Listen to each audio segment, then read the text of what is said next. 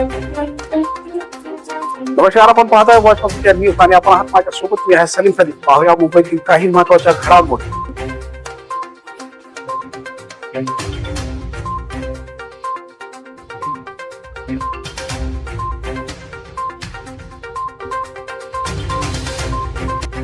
नमस्कार, मी निशाद आणि आपण पाहत आहे व्हॉइस ऑफ इंडिया न्यूज.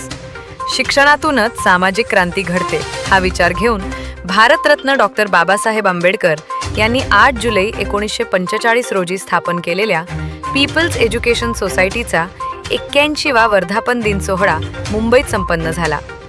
याच दिवशी भारतरत्न डॉक्टर बाबासाहेब आंबेडकर पुरस्कार 2026 देखील प्रदान करण्यात आला आहे.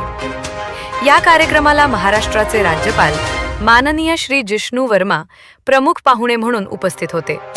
तर कार्यक्रमाच्या अध्यक्षस्थानी पीपल्स एज्युकेशन सोसायटीचे अध्यक्ष आणि भारत सरकारचे सामाजिक न्याय राज्यमंत्री रामदास आठवलेंच्या अध्यक्षतेखाली झाले.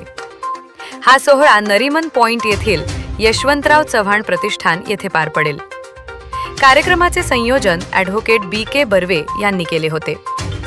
शिक्षण, सामाजिक न्याय आणि डॉक्टर बाबासाहेबांच्या विचारांचा वारसा पुढे नेणारा हा दिवस नक्कीच प्रेरणादायी ठरणार आहे.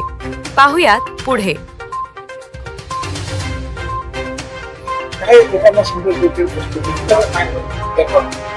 पीपल्स एज्युकेशन सोसायटीची जी संस्था डॉक्टर बाबासाहेब आंबेडकरांच्या विचारावर अनेक वर्ष काम करत आहे. अनेक दशकांमध्ये त्यांनी हजारो विद्यार्थ्यांना तयार केलेले आहे. सन्माननीय समाज कल्याण मंत्री रामदास आठवले आता त्याचे अध्यक्ष आहेत.